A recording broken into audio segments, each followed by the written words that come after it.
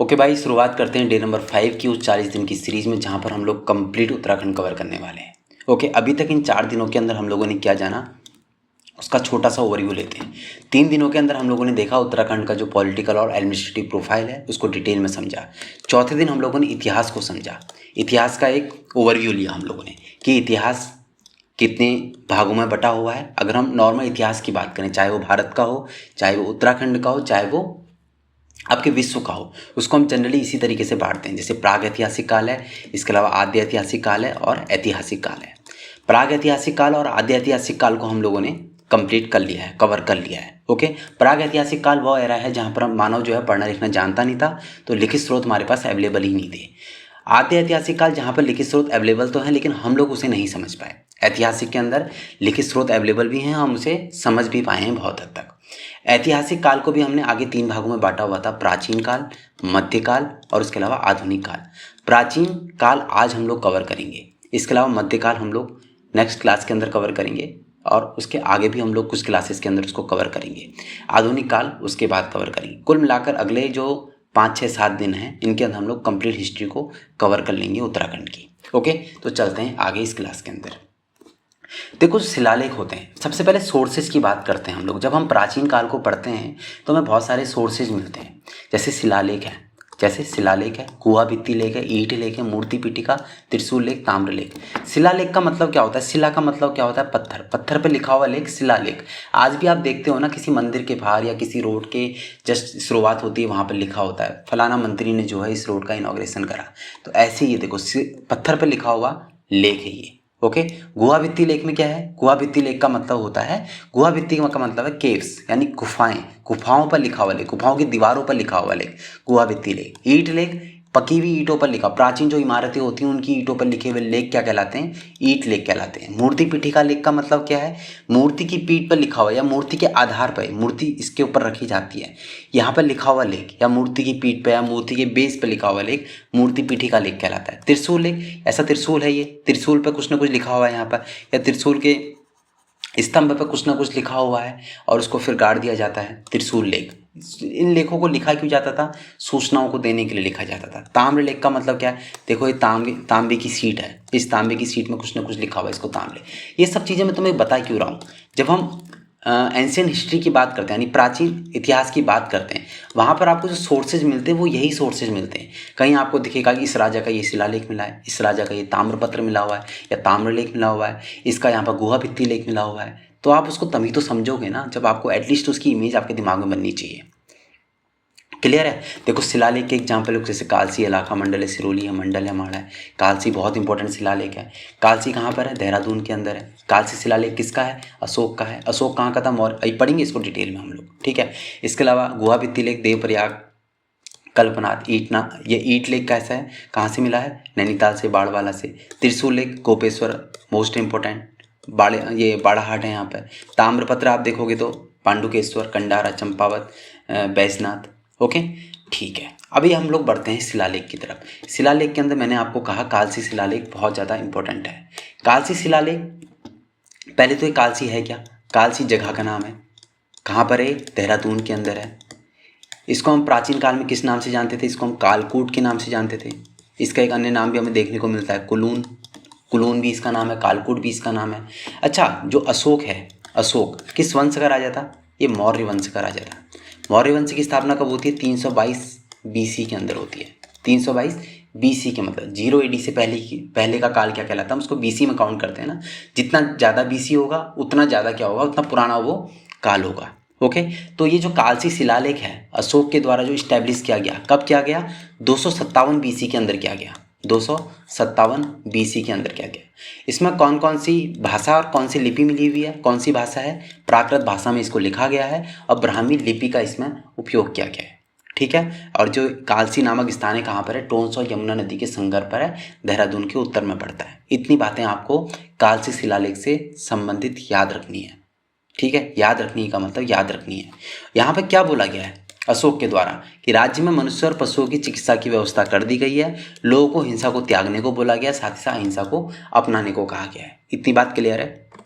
Okay, आगे बढ़ते हैं हम लोग। इसके बाद बात करते हैं पहली राजनीतिक शक्ति की उत्तराखंड के अंदर। उत्तराखंड के अंदर पहली राजनीतिक शक्ति कौन थी? कुड़िंद राजवंश थी। कौन थी? कुड़िंद राजवंश थी। जैसे प्रथम राजनीतिक शक्ति की बात करते हैं, ऐसी हम लोग आगे अगली क्लास के अंदर बात करेंगे प्रथम ऐतिहासिक राजवंश की। प्रथम ऐतिहासिक राजवंश की वो कौन सा है? वो कार्तिकेयपुर राजवंश है। एक मिनट, कार्तिकेयपुर राजवंश है। भाई नोट करना जरूरी है, ठीक है? अगर नोट नहीं करेगा ना तो दिक्कतें बहुत, खाली वीडियो देख के अगर सिलेक्शन होना होता, देखो किसी भी वीडियो में जाओ उत्तराखंड की, आपको व्यूज़ देखो वहाँ, उन लोगों ने तो वीडियो देखा ही है ना। वीडियो देख के सिलेक्शन नहीं होता। सिलेक्शन कैसे होगा? पेन और कॉपी हाथ में पकड़नी पड़ेगी और पेन चलाना पड़ेगा उस कॉपी पर, ओके, तभी होगा भाई। अपने आप से लिखेगा तभी दिमाग में जो है ना मेमोरी क्रिएट होगी। तेरा सबकॉन्शियस और कॉन्शियस जब मैच करेंगे तभी चीज़ें जो हैं क्या होंगी, एग्जाम के अंदर तेरे को फ़ायदा करेंगी। ओके, तो ठीक है, कुड़िंदों का शासनकाल कब से कब तक है? 300 या 400 BC से लेकर 300-400 AD तक बोल सकते हो, यानी तीसरी चौथी शताब्दी ईसा पूर्व से लेकर तीसरी चौथी ईसवी तक, ठीक है? इतना भी दिमाग में रखना। जैसे संगम काल की बात करते हैं ना हम लोग हिस्ट्री के अंदर, उसी दौरान की बात हो रही है। अशोक के समकालीन ये कालसी शिलालेख था, ये तो आपको पता ही, अशोक का ही है तो अशोक के समकालीन तो होगा ही होगा। डॉक्टर राय चौधरी क्या बताते हैं कि देहरादून क्षेत्र है वो अशोक के अधीन हुआ करता था, ठीक है? और कुड़िंदों के सबसे जो शक्तिशाली शासक थे वो कौन थे? अमोघभूति थे। कौन थे? अमोघभूति थे। कुड़िंदों के बारे में कुछ चीज़ें और हम लोग जानते हैं। कुड़िंदों की जो हमें मेन सोर्स है ना कुड़िंदों को हमें जानने का, वो उनकी क्या है? मुद्राएं हैं। उनकी 3 तरह की मुद्राएं हमें मिली हुई हैं। कौन कौन सी? अमोघभूति प्रकार की मुद्राएं हैं, अल्मोड़ा प्रकार की मुद्राएं हैं और इसके अलावा छत्रेश्वर प्रकार की मुद्राएं हैं। अमोघभूति प्रकार की मुद्राएं सबसे ज़्यादा इंपॉर्टेंट हैं। क्यों इंपॉर्टेंट है? क्योंकि एक तो अमोघभूति वहाँ का सबसे शक्तिशाली शासक था, सबसे शक्तिशाली शासक था, ये याद रखना। इसके अलावा ये याद रखना कि 2 लिपि हैं इसकी, अमोघभूति प्रकार की जो मुद्राएं, और 2 धातुओं में बनी हुई हैं। 2 धातुओं में बनी हुई है। लिपि कौन कौन सी है? ब्राह्मी और खरोष्टी लिपि। कौन कौन सी? ब्राह्मी और खरोष्टी लिपि। 2 धातुएं कौन कौन सी यूज की गई हैं इसमें? रजत यानी चांदी और साथ ही साथ ताम्र, ताम्र बोले तो तांबा। इतना क्लियर है? इसके अलावा जो इसकी मुद्राएं अमोघभूति प्रकार की मुद्राएं, इसमें एक वर्डिंग का यूज किया गया, एक वाक्य लिखा हुआ इन मुद्राओं में, राजः कुड़िंदस, राजः कुड़िंदस अमोघभूति, अमोघभूति महाराजस। ये लिख लेना, राजः कुड़िंदस अमोघभूति महाराजस। राइटिंग में मत जाना, जो मैं बोल रहा हूँ उसको क्लियरली सुनो और लिखो, ठीक है? इसके अलावा जो अमोघभूति प्रकार की मुद्राएं हैं, इसका जो आगे का भाग है वो किस तरह का है? वो ये है, यहाँ पर एक द्विहस्ता देवी है। कौन है? द्विहस्ता देवी है। इसके अलावा जो है एक मृक्कांकन है, ओके। आप पीछे वाले भाग में जाओगे, इसके पृष्ठ भाग में जाओगे तो यहाँ पर आपको देखने को मिलेगा पेड़ देखने को मिलेगा, प्लस आपको स्वास्तिक देखने को मिलेगा, यहाँ पर आपको नदी या नाग जैसा भी कुछ देखने को मिलता है, ओके। इतना क्लियर है? पक्का? ठीक है। अभी अल्मोड़ा प्रकार की मुद्राओं में आपको टोटल 54 प्रकार की मुद्राएं देखने को मिलती हैं। आपको कुछ मुद्राएं यहाँ लंदन में, आज की डेट में लंदन में देखने को मिलेंगी। लंदन में क्या है? ब्रिटिश म्यूजियम है, ब्रिटिश म्यूजियम है। यहाँ पर जो है अल्मोड़ा से हमें 4 राजाओं की मुद्राएं मिली थी। 4 राजाओं की मुद्राएं हमें अल्मोड़ा से मिली थी। कौन कौन राजा हैं वो? शिवदत्त, शिवपालित, इसके अलावा हरिदत्त और मगभद्द, ठीक है। शिवदत्त, कौन कौन बोले मैंने? शिवदत्त, शिवपालित, हरिदत्त और मगभद्द। इन राजाओं की मुद्राएं हमें कहाँ से मिलती हैं? अल्मोड़ा से मिलती है, जिनको आज की डेट में कहाँ रखा गया है? ब्रिटिश म्यूजियम लंदन के अंदर रखा गया है। इतना क्लियर है? ओके।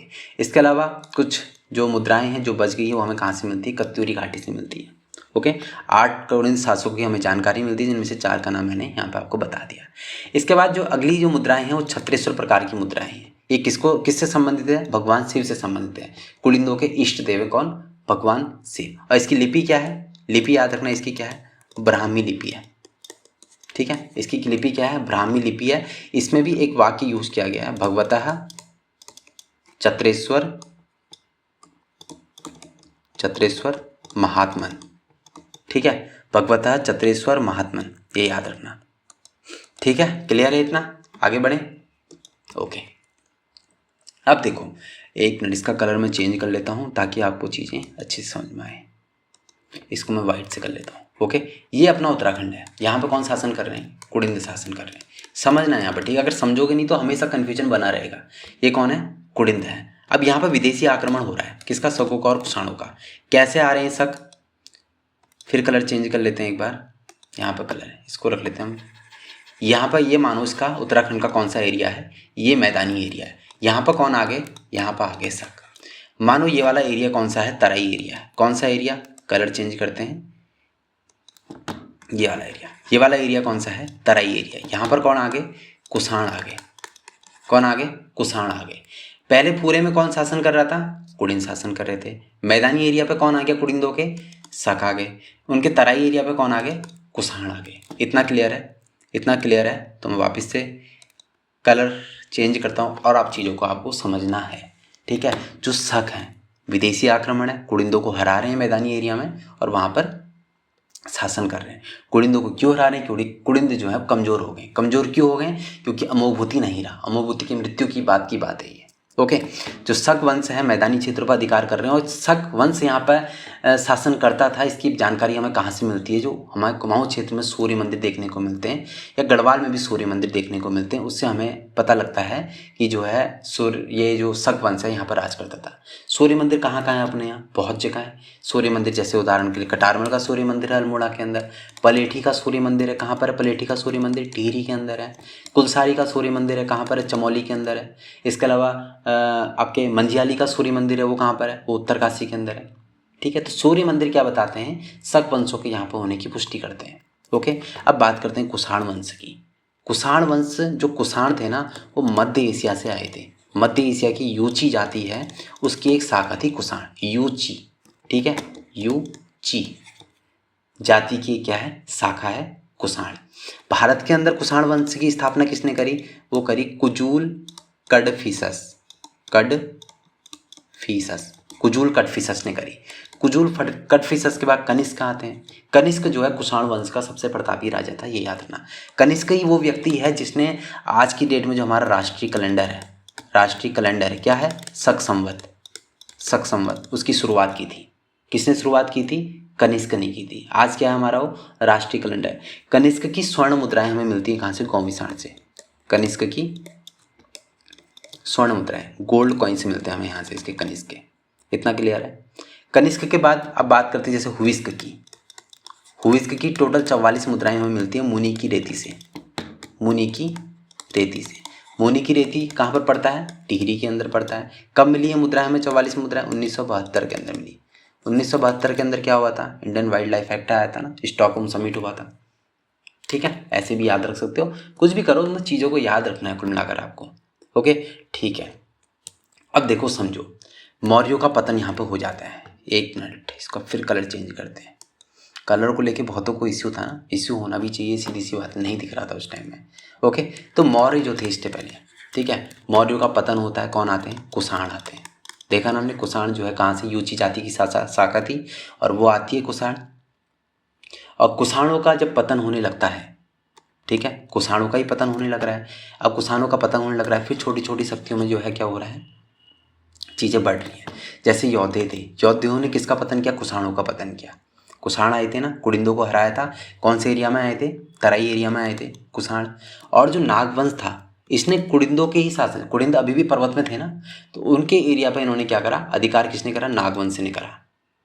योद्धे कहाँ पर आए, कुषाणों के स्थान पर आए। नाग कहाँ पर आए, कुडिंदों के स्थान पर आए, ओके। हमें योद्धे जो थे उनकी कुछ मुद्राएं मिलती हैं, कहाँ से देखने को मिलती हैं, जौनसार बाबर वाले एरिया से और कालो डांडा पौड़ी गढ़वाल वाले एरिया से। इस मुद्रा में हमें जो है किसका चित्र देखने को मिलते हैं, इनके इष्ट देव कौन थे, कार्तिकेय का चित्र देखने को मिलता है इसमें। और ये किस लिपि में है, ब्राह्मी लिपि के अंदर है। इसमें भी एक लाइन लिखी हुई है, योद्धे गणस्य जय। क्या लिखा हुआ है, योद्धे गणस्य जय, ये याद रखना। इसके अलावा हमें प्रमाण देखने को मिलता है किसका, यज्ञ वेदिका का निर्माण करवाया था किसने, सीलवर्मन ने। सीलवर्मन को कुछ इतिहासकार बोलते हैं योद्धे है, कुछ इतिहासकार बोलते हैं ये कुडिंद है, ठीक है। तो कालसी के अंदर ये कालसी का राजा था सीलवर्मन। कहाँ का राजा था, कालसी का राजा था। इसने यहाँ पर अश्वमेध यज्ञ कराया था। कहाँ पर, कालसी में अश्वमेध यज्ञ कराया था। और यहीं पर इसने क्या करा था, यज्ञ वेदिका का निर्माण भी करवाया था, बाड़वाला में। समझ गया इतना, ओके। अब नागवंश की बात करते हैं। नाग वंश का हमें जो प्रमुख स्रोत देखने को मिलता है वो गोपेश्वर त्रिशूल लेक देखने को मिलता है। त्रिशूल लेक याद है ना, गोपेश्वर त्रिशूल लेक, गोपेश्वर कहाँ है, चमोली में, तो त्रिशूल लेक भी कहाँ होगा, चमोली में। लिपि कौन सी है, ब्राह्मी लिपि है। 4 प्रमुख शासकों के नाम देखने को मिलते हैं। PYQ है, याद रखना, गणपतिनाग, स्कंदनाग, विभुनाग और अंशुनाग। स्कंदनाग, विभुनाग और अंशुनाग, साथ ही साथ गणपतिनाग, इन 4 राजाओं के नाम याद रखने हैं भाई, ठीक है। 5वीं सदी की बात हो रही है, ये भी याद रखना। ओके, जब अब नाग है, नाग के बाद कौन आता है, नाग के बाद आ रहे हैं मौखरी। कौन आ रहे हैं, मौखरी राजवंश आ रहा है। मौखरी की जो राजधानी थी वो क्या थी, कन्नौज थी। क्या थी, कन्नौज थी। इसके अलावा जो इनका पहला राजा था वो कौन था, हरिवर्मा था। पहला राजा कौन था इनका, हरिवर्मा था, इतना याद रखना। मौखरी राजवंश, ये 6th सेंचुरी की बात हो रही है। वर्धन वंश का मतलब क्या है, हर्षवर्धन की बात हो रही है। हर्षवर्धन के रही, हर्षवर्धन के साथ, हर्षवर्धन के टाइम पर कौन आया था, हुएनसांग आया था। हुएनसांग आया था। कौन था ये, चीनी बौद्ध भिक्षु था। इसकी एक पुस्तक भी देखने को मिलती है, CU की। CU की कितने साल भारत में रहा, 15 साल ही भारत में रहा। इसके अलावा आप देखते हो इसने उत्तराखंड को किस नाम से पुकारा, पोलीहीमोपुलो, पोलीहीमोपुलो, ठीक है। इसने ब्रह्मपुर बताया उत्तराखंड वाले एरिया को। ओके, ये हरिद्वार में भी जाता है। कहाँ जाता है, हरिद्वार। हुएनसांग की बात हो रही है यहाँ पर, ठीक है, हरिद्वार में भी जाता है। हरिद्वार की इसने टोटल जो एरिया बताया, क्या बताया, 20 ली बताया, 20 ली बताया। 20 ली क्या है, ये चीनी माप है। ओके, और इसने हरिद्वार को ही क्या नाम दिया, मो यू लो, मो यू लो। इतना क्लियर है। देखो ये फैक्ट है, क्वेश्चन पूछा जाता है यहाँ से, ठीक है, ये याद रखना। और जब तक हम ये हिस्ट्री में घुस रहे हैं, हिस्ट्री जितनी प्राचीन होगी उतनी ज़्यादा बोरिंग होगी, क्योंकि आपको वहाँ पर फैक्ट ही फैक्ट याद रखने, ठीक है। अभी क्योंकि यहाँ पर इतनी ज़्यादा लड़ाइयाँ देखने को नहीं मिल रही, इतना इंटरेस्ट भी नहीं बनेगा आपका, ठीक है। फैक्ट है, याद रखो किसके बाद कौन आया, किसके बाद कौन आया। कुछ अगर मैं बोल रहा हूँ इंपॉर्टेंट है तो उसको हाईलाइट कर लो, लिख लो वहाँ पर, ठीक है, इतना। अब कुछ ऐतिहासिक एक फैक्ट है, ये याद रखो, ठीक है। जो बाढ़ भट्ट ने क्या लिखी है, हर्षचरित लिखी है। इसमें बताया गया है कि जो हर्षवर्धन के शासनकाल में जो भी उत्तराखंड भ्रमण करने वाले लोग थे उनके बारे में बताया गया है। इसके अलावा ये बताया हर्ष ने जो है एक पर्वतीय राजकुमारी से विवाह भी किया था। ओके ओके, हुएनसांग, इसके बारे में हमने जान ही लिया है। पोलीहीमोपुलो, ब्रह्मपुर को कहा इसने, और ये भी बताया इसने ये राज्य जो है बौद्ध धर्म के लिए फेमस था। 5 बौद्ध विहारों का वर्णन भी किया गया है। हरिद्वार के बारे में क्या बताया हुएनसांग ने कि भगीरथी नदी के तट पर हरिद्वार नामक नगर है, इसकी माप क्या है, 20 ली है। ओके, इतिहासकार कनिंघम क्या कहते हैं, आधुनिक जो आज के टाइम में जो गढ़वाल है और कुमाऊं वाला जो संपूर्ण भूभाग है उसी को ब्रह्मपुर कहते हैं। अभी आप देखोगे ब्रह्मपुर के अलावा भी कौन कौन से राज्य उसके आसपास थे जिनसे हम आज की बात करते हैं। देख, हर्ष के बाद की बात हो रही है, यही वो एरिया है। यहाँ पे केंद्रीय सत्ता है जिसकी हम बात करते रहते हैं कि यहाँ पर ये आया, इस टाइम में मौखरी आया, ये है, केंद्रीय सत्ता को संभाले हुए हैं ये लोग। इसके अलावा कुछ एरिया में बटा हुआ है ये। नीचे वाला एरिया गौविसाण देते हो, गौविसाण को हम आज की डेट में किस नाम से जानते हैं, काशीपुर के नाम से जानते हैं, कुषाणकालीन स्थल है, ठीक है। जो ब्रह्मपुर वाला एरिया है ये सबसे बड़ा राज्य हुआ करता था उस टाइम में। यहाँ पर शत्रुघ्न एरिया है, इसके ऊपर यहाँ पर सुवर्णगोत्री करके एक राज्य है। इसको पूर्व स्त्री राज्य भी कहते हैं, पूर्व स्त्री राज्य भी कहते हैं। एक मिनट, इससे पहले एक चीज़ जानते हैं, मैंने आपको एक चीज़ रह गई यहाँ पे, ये जो इम्पोर्टेंट चीज़ है इसलिए मैं बता रहा हूँ आपको। कुषाणकालीन जो हमने स्थल देखे, ठीक है, कुषाणकालीन जो हमने स्थल देखे, ये वीरभद्र नाम का जो स्थान है वो ऋषिकेश के नाम से जाना जाता है। यहाँ पर से भी हमें मुद्राएं मिली हैं कुषाणकालीन। मोरध्वज आज की डेट में कोटद्वार के नाम से जाना जाता है। गौविसाण आज की डेट में काशीपुर के नाम से जाना जाता है। वो आपसे मैच द फॉलोइंग वाले क्वेश्चन में ये पूछता है, इसलिए मैं आपको बता रहा हूँ। वीरभद्र दे देगा, मोरध्वज दे देगा, एक साइड गौविसाण दे देगा, अगली साइड में आपको ऋषिकेश, कोटद्वार, काशीपुर इधर उधर अरेंज करके दे देगा, आपको मिलाने को आएगा। वीरभद्र ऋषिकेश, मोरध्वज कोटद्वार, गौविसाण काशीपुर, ये भी आपको याद रखना है। क्लियर है? ओके, हम यहाँ पे बात कर रहे थे, क्या बात करनी है हमें यहाँ पे, मैं आपको एक चीज़ थोड़ा सा बना के दिखाता हूँ यहाँ पे, ठीक है। ये एक मिनट, इसका कलर हम फिर से एक बार चेंज करते हैं। ओके, देखो यहाँ पर हम लोग बोल रहे हैं शत्रुघ्न वाला एरिया है, शत्रुघ्न, ठीक है। ये कौन सा एरिया है, ये ब्रह्मपुर वाला एरिया है, ब्रह्मपुर वाला एरिया है। ओके, नीचे कौन सा एरिया है यहाँ पर, एक गौविसाण है, काशीपुर वाला एरिया, ठीक है। यहाँ पर कौन सा एरिया है, सुवर्णगोत्री, इसको हम पूर्वी स्त्री राज्य भी कह रहे हैं। क्या कह रहे हैं, पूर्वी स्त्री राज्य भी कह रहे हैं। ब्रह्मपुर वाले एरिया को ही पर्वताकार राज्य के नाम से भी जाना जाता है, पर्वताकार राज्य के नाम से भी जाना जाता है। यहाँ पर कौन लोग शासन कर रहे थे? पौरव वंश शासन कर रहा था। ओके, पौरव वंश के बारे में भी आगे जानेंगे। जो ब्रह्मपुर है वो इम्पोर्टेंट है क्योंकि इसके बारे में उल्लेख सबसे ज़्यादा मिलता है। ये कहाँ से कहाँ तक का एरिया, ब्रह्मपुर वाला एरिया, ये गंगा नदी से लेकर, गंगा नदी से उसके पूर्व की ओर जाओगे आप तो कर्णाली नदी तक का एरिया क्या कहलाता था? ब्रह्मपुर एरिया कहलाता था। क्या कहलाता था? ब्रह्मपुर एरिया कहलाता था। ठीक है, तो यहाँ पर ब्रह्मपुर के अंदर कौन शासन कर रहे थे? ये बात हुई पौरव शासन। पौरव कौन थे? जो हर्षवर्धन था उसके सामंत थे, हर्ष के सामंत हुआ करते थे पौरव, और पौरव शासन कर रहे थे कहाँ? ब्रह्मपुर के अंदर। नीचे कौन? गौमिसाण। ब्रह्मपुर के उत्तर में सुवर्ण गोत्रीय वंश, और ब्रह्मपुर के पश्चिम में कौन है? शत्रुघ्न है। इतना क्लियर है? इतना क्लियर है तो भाई बहुत सही जा रहा है तू। ठीक है, अब देखते हैं ब्रह्मपुर जो राजवंश है उसकी वो 6ठी शताब्दी की बात हो रही है। यहाँ पर 6ठी शताब्दी की बात हो रही है। हमें पौरव वंश के बारे में जानकारी मिलती कहाँ से है? हमें मिलती है तालेश्वर ताम्रपत्र से। तालेश्वर ताम्रपत्र कहाँ पर है? अल्मोड़ा में है। क्वेश्चन पूछता है तालेश्वर ताम्रपत्र कहाँ पर है? अल्मोड़ा में है। किस वंश की जानकारी मिल रही है? पौरव राजवंश की जानकारी मिल रही है। भाई इंपॉर्टेंट है, दोबारा याद रखना। और ये तालेश्वर ताम्रपत्र इंपॉर्टेंट है। ठीक है, कौन कौन सी भाषा में? संस्कृत और ब्राह्मी लिपि। संस्कृत भाषा, ब्राह्मी लिपि, संस्कृत भाषा, ब्राह्मी लिपि। प्राकृत भाषा नहीं है, याद रखना, प्राकृत भाषा नहीं है। कालसी में जाएगा प्राकृत भाषा, यहाँ संस्कृत भाषा तालेश्वर। ओके, यहाँ पर आधा 100 आ रहा है ना, ऐसे समझ के तत्सम शब्द है। तत्सम शब्द कौन से शब्द होते हैं? संस्कृत शब्द होते हैं, संस्कृत भाषा। ओके, ब्राह्मी लिपि कहाँ मिल रहा है? अल्मोड़ा के अंदर मिल रहा है। क्लियर है? संस्थापक कौन था इसका? विष्णुवर्मन था। संस्थापक कौन था पौरव वंश का? विष्णुवर्मन था। और किसके द्वारा लिखा गया है ताम्रपत्र? द्योतिवर्मन, ये भी शासक है। द्योतिवर्मन के द्वारा लिखा गया है। 5 राजाओं की जानकारी मिलती है। कौन कौन से वो 5 राजा हैं मैं बताता हूँ। कौन कौन से वो 5 राजा हैं? सबसे पहला तो राजा वही है विष्णुवर्मन, संस्थापक है ना वो, विष्णुवर्मन है। उसके अलावा कौन है दूसरा? वृषवर्मन, वृषवर्मन। तीसरा शासक कौन है? अग्निवर्मन, अग्निवर्मन। चौथा शासक कौन है? वही जो राइटर है, द्योतिवर्मन, द्योतिवर्मन। अगला कौन है? Vishnuvarman second, Vishnuvarman second. ठीक है, पहला विष्णुवर्मन, वृषवर्मन, अग्निवर्मन, द्योतिवर्मन, विष्णुवर्मन। क्वेश्चन पूछ सकता है, कोई भी शासक का नाम उठा देगा, इसका संबंध किस राजवंश से है? वहाँ दे देगा मौखरी राजवंश, पौरव राजवंश, नाग राजवंश, फिर कन्फ्यूजन होगा। कन्फ्यूज नहीं होना है। ठीक है भाई, आगे बढ़ते हैं। अब यहाँ पर कुछ भूमि के प्रकार बताए गए हैं जो कि बहुत इंपॉर्टेंट है राजस्व प्रशासन के लिहाज से। 2 तरह की भूमियाँ बताई गई, केदार और सारी। केदार और सारी। केदार कैसी भूमि है? सिंचित भूमि है। सारी कैसे? असिंचित भूमि है, जहाँ सिंचाई की उपलब्धता नहीं थी, उसको सारी बोलते हैं। भाई मैं सिंचाई नहीं कर पाऊंगा, सॉरी, ऐसे करके याद कर सकता है कि सिंचाई नहीं हो पाएगी, सॉरी। याद देख, तेरे को याद करना है यार, कुल मिलाकर चीज़ों को ना समझ के। कोई पीएचडी तो करनी नहीं है इसमें, तेरे को जॉब लेनी है। जॉब लेने के लिए तेरे को फैक्ट पता होना चाहिए।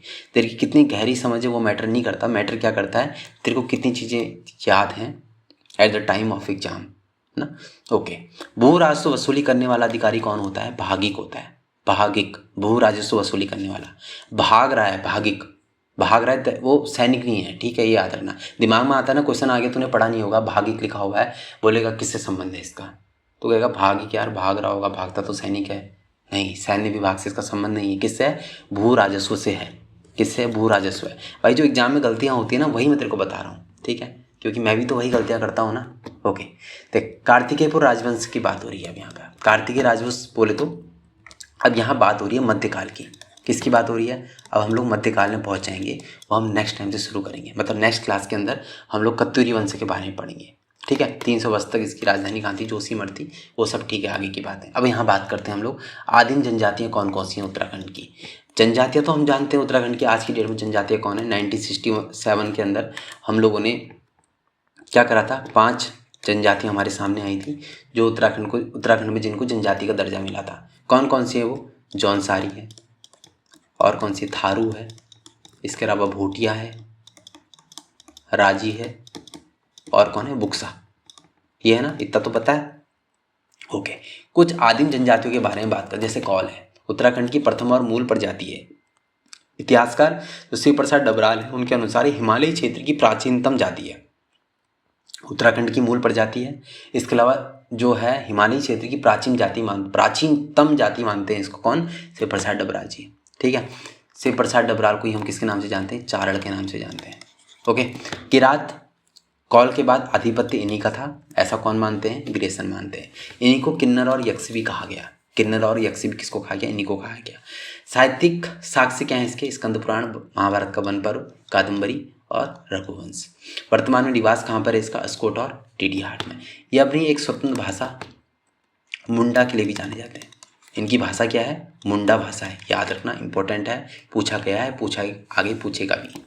खस, देखो राजपूतों के आने से पूर्व जब राजपूत यहाँ पे आए उससे पहले इन्हीं का प्रभुत्व हुआ करता था। महाभारत के सभा पर्वों में भी इनका वर्णन किया गया है, राइट। ओके, कौरवों के पक्ष में इन्होंने युद्ध किया था, ये भी याद रखना। समाज में इनकी कुछ प्रकार की प्रथाएं प्रचलित हैं, जैसे झटेला, घर जमाई, टिकुआ प्रथा। झटेला, घर जमाई, टिकुआ प्रथा किससे संबंधित है? सीधा क्वेश्चन बनेगा, तो यहाँ पे याद रखना ये खस से संबंधित है। किससे संबंधित है? खस से संबंधित है। ये भी याद रख सकते हो कि जो भैया हमारी वर्तमान में जातियाँ हैं, जनजातियाँ हैं, उनमें तो ये नहीं है, तो किससे है? खस से संबंधित है, ऐसे भी याद रख सकते हो। भोटी और सौका, ये जाति व्यापारिक प्रजाति है। काली नदी घाटी पर ये निवास करती है, वहीं पर ये अपना व्यापार वगैरह भी करते। तिब्बत से व्यापार करते थे, कब तक करते थे? 1962 तक। उसके बाद भारत चीन युद्ध होता है, ये जो रास्ता है बंद हो जाता है। प्रमुख देवता कौन है इनकी? धुरमा और घबला। प्रमुख देवता कौन है? धुरमा और घबला। वर्षा के देवता हैं धुरमा, और जो व्यापार संपत्ति के देवता हैं कौन है? घबला। ठीक है, याद रखना, इंपॉर्टेंट है। ओके, अब देखो हम लोगों ने अभी तक क्या क्या करा। हम लोगों ने अभी तक करा 257 BC में जब क्या था? कालसी शिलालेख जो है इस्टेब्लिश किया गया था। वहाँ पर कौन थे? मौर्य थे, मौर्यों का प्रभाव था। ओके, इसके अलावा कुलिंद राजवंश यहाँ पर हमें देखने को मिलता है 3rd-4th सेंचुरी BC से लेकर 3rd-4th सेंचुरी AD तक हमें कुलिंद देखने को मिलते हैं। उसके हम देखते हैं शक आ जाते हैं कहाँ पे? उनके मैदानी एरिया पर, और कुषाण आ जाते हैं उनके तराई वाले एरिया पे। उसके बाद हम लोग देखते हैं कुषाणों के बाद नाग और पौरव वंश आते हैं। पौरव वंश कहाँ पर जनरली शासन कर रहे होते हैं? पौरव वंश जनरली शासन कर रहे होते हैं किस वाले एरिया में? ब्रह्मपुर वाले एरिया में। ब्रह्मपुर का जो पर्वताकार, जिसको हम कह रहे थे पर्वताकार राज्य कह रहे थे, वहाँ पे शासन कर रहे होते हैं। उसके बाद कार्तिकेयपुर राजवंश आता है, जिसको हम लोग कवर करेंगे नेक्स्ट क्लास के अंदर। देखो आपको एक जानकारी में दे दूं, कोई भी अगर आपका डाउट है, कोई भी क्वेश्चन है, आप कमेंट कर सकते हो। इसके अलावा जो क्लासेस हमारी चल रही है, जो इस सीरीज चल रही है, इसकी PDFs अगर आपको चाहिए तो वो आपको कहाँ मिल जाएंगे? टेलीग्राम ग्रुप में मिल जाएंगे। टेलीग्राम ग्रुप का लिंक आपको कमेंट पिन किया हुआ है, वहाँ पर आपको मिल जाएगा, डिस्क्रिप्शन में भी आपको मिल जाएगा। डायरेक्ट लिंक पर ज्वाइन कर लीजिए। ओके, इसके अलावा PDF के अलावा जो क्विज होती हैं, जो हमारी स्ट्रेटेजी है आगे के लिए, वो उसको भी आपको उसी ग्रुप में शेयर किया जाता है। ओके भाई, इसके अलावा जो सवाल हैं जो इम्पोर्टेंट हैं, आप लोग उसके जवाब नहीं दे रहे हो भाई, जवाब दो। जवाब दोगे तभी फ़ायदा होगा, जवाब नहीं दोगे क्या फ़र्क पड़ता है यार? क्लासेस तो तुम कब से ले रहे हो, कितने लोग ले रहे हैं, उससे क्या फ़र्क पड़ेगा? जवाब दो, थोड़ा सा मेहनत करो। मेहनत ऐसी ही होती है कि सिर्फ वीडियो देखना मेहनत नहीं होती। अगर सिर्फ वीडियो देखने से हो रहा होता, मैं ऑलरेडी बोल चुका हूँ, हो गया होता। लाखों व्यूज़ आ रहे हैं कई सारे वीडियोज़ पे, तो वहाँ पर उन लोगों का होना चाहिए ना। तो समझ बात को, वीडियो देखने से नहीं होगा, जो चीज़ बताई जा रही है उसको इम्प्लीमेंट भी करना पड़ेगा। ठीक है, पहला बताना है, पहला जो सवाल है मेरा, वीरभद्र जो कि मैंने बताया था कैसा स्थल है? कुषाणकालीन स्तर है। ठीक है, उसको आज की डेट में किस नाम से जाना जाता है? ये सवाल है पहला, इसका जवाब देना है। दूसरा सवाल ये है कि अमोघभूति प्रकार की जो मुद्राएं मिली हैं, ठीक है, अमोघभूति प्रकार की जो मुद्राएं हैं उसकी लिपि पता कौन सी है? 2 लिपियाँ बताई थी मैंने, 2 लिपियों में मिली हुई हैं। कौन कौन सी वो 2 लिपियाँ हैं वो बताना है। इसके अलावा बता कि जो गोपेश्वर त्रिशूल लेख है, इनमें मैंने बताया था कि किससे संबंधित है? नाग राजा से संबंधित है। इसमें 4 राजाओं के नाम हैं। कौन कौन से वो 4 राजा? उन चारों राजाओं के नाम लिखते हैं। इन तीनों के जवाब बिना वीडियो को पीछे दिए लिख पा रहा है तो दैट मीन्स भाई तो एक सीरियस एस्पिरेंट है, एक सच्चा एस्पिरेंट है। ठीक है, ओके, मिलते हैं Day 6 के अंदर। Bye bye, take care. Daily video जाएंगी। अभी थोड़ा सा इधर उधर व्यस्त होने के कारण नहीं आ पा रही थी डेली वीडियोज, एक आध दिन का गैप हो गया था, लेकिन अब कंटिन्यू आएंगी। सैटरडे संडे 2 वीडियो आएंगी। इस तरीके से हम 19-20 तारीख तक इसको ख़त्म कर लेंगे। ठीक है, टेंशन मत दो कि यार 23 अगस्त तक कंप्लीट होगा नहीं होगा, वो कंप्लीट होगा और टाइम से पहले ख़त्म हो जाएगा। Don't worry about it. ठीक है, डेली एक वीडियो आएगा। सैटरडे संडे वीकेंड्स में जो है 2 वीडियो आया करेंगे। Okay, bye bye, take care.